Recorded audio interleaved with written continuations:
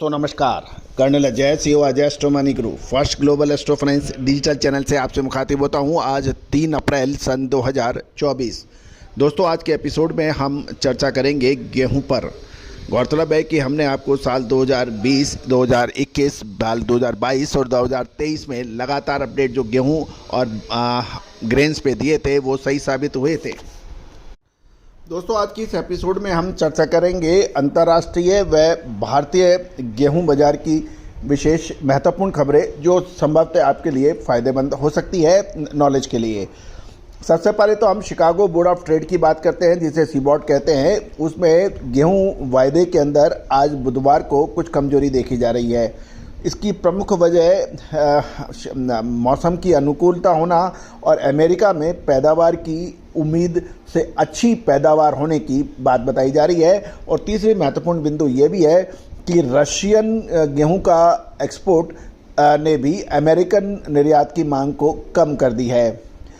सीबॉट पे सबसे सक्रिय गेहूं कॉन्ट्रैक्ट जो है उसमें 0.7% की गिरावट देखी गई है। गौरतलब है कि अधिकांश जो गेहूं के जो कॉन्ट्रैक्ट्स हैं 2020 के बाद अपने सबसे निचले स्तर पर गिरने के समाचार मिल रहे हैं। दूसरी ओर अमेरिकन कृषि विभाग USDA ने सोमवार को अमेरिकन विंटर गेहूं की यानी शीतकालीन गेहूं की फसल 5 वर्षों में सबसे शानदार होने की संभावना व्यक्त की है। विशेषकर दक्षिणी अमेरिका मैदानों में जहां पर गेहूं की शानदार फसल को अच्छा बताया जा रहा है।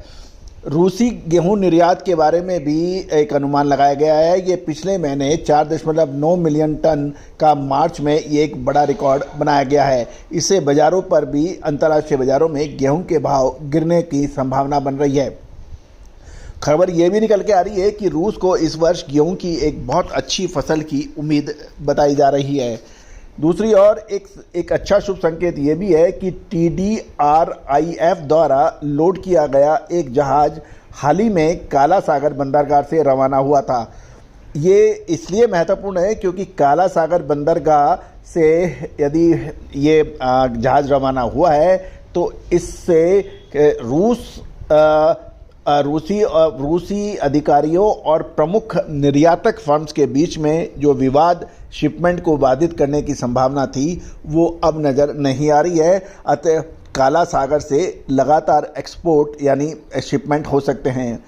एक और महत्वपूर्ण बात यह भी है कि सऊदी अरबिया ने सोमवार को एक टेंडर निकाला है जिसमें 7,95,000 टन गेहूं खरीदा है, जिसके बारे में कुछ सूत्रों ने ये कहना है कि ये सारा आयात सऊदी अरेबिया काला सागर क्षेत्र से प्राप्त किया जाएगा। इसका मतलब यह है कि काला सागर संबंधित चिंताएं अब समाप्त हो रही हैं।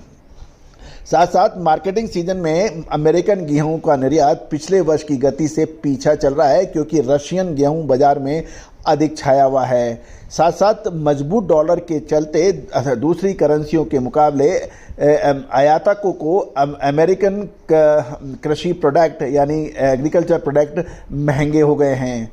गौरतलब है कि अब हम चलते हैं यूरोपियन संघ यानी यूरोपियन यूनियन। साल 2023-24 जुलाई सीजन की शुरुआत के बाद यूरोपियन संघ का सॉफ्ट गेहूं का निर्यात 27 मार्च तक 23.01 मिलियन मैट्रिक टन था, जबकि एक साल पहले ये 23.86 मिलियन मैट्रिक टन था, जैसा यूरोपियन संघ के जारी आंकड़ों से पता लगा है। सूत्रों ने यह भी कहा है कि भारत ने एक और महत्वपूर्ण भारतीय गेहूं बाजार में ये भी सुनने में आया है कि अप्रैल महीने में सरकार द्वारा सबसे पहले गेहूं की खरीदारी हो पाएगी। प्राइवेट प्लेयर्स या बड़ी कंपनियां गेहूं की खरीदारी मई से पहले संभवतः ना करें।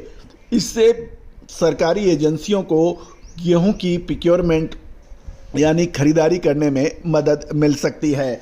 तो दोस्तों ये सभी जानकारियां आपको अजय एस्ट्रो मनी गुरु के जरिए प्रोवाइड की जा रही है। अब हम जानेंगे आज गेहूं के विभिन्न मंडियों में क्या भाव रहे। सबसे पहले हम आपको अलवर मंडी लिए चलते हैं जहां पर 2440 रुपये के भाव गेहूं के बताए जा रहे हैं। मुंबई में गेहूं के भाव 2610 बताए जा रहे हैं। साथ साथ यदि हम पटना में देखें तो गेहूं 2% छूट के साथ 2480 पे ट्रेड कर रहा है। गंगानगर के अंदर खबर निकल के आती है 2540 के भाव है और गेहूं नेट 2570 के भाव है। मुंबई में 2610 के भाव बताए जा रहे हैं। तो दोस्तों ये सभी जानकारियां आपको अजय एस्ट्रो मनी गुरु के जरिए प्रोवाइड की जा रही है।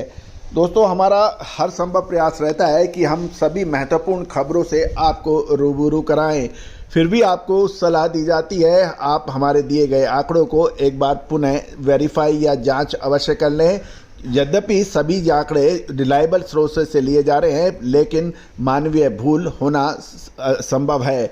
एक और महत्वपूर्ण बात, आप हमारे चैनल का डिस्क्लेमर्स भी बहुत ध्यान से पढ़ें। एक और महत्वपूर्ण ये भी है कि आप गेहूं, मक्का, बाजरा, चावल के साथ साथ तिलहन, दलहन, मसाला, कपास यानी सभी एग्रो कमोडिटीज़ पर आप विशेष रिसर्च रिपोर्ट के लिए संपर्क कर सकते हैं। ये तो तय बात रही है कि अप्रैल मई महीना गेहूं के लिए बहुत महत्वपूर्ण साबित हो सकता है। क्या इसमें तेजी की संभावना बनेगी या फिर गिरावट की, या फिर क्या संभावित एक्शन हो सकता है, उसकी विशेष रिसर्च रिपोर्ट के लिए भी आप संपर्क कर सकते हैं। नंबर स्क्रीन पे दिए हुए हैं। All the very best, good luck, happy trading.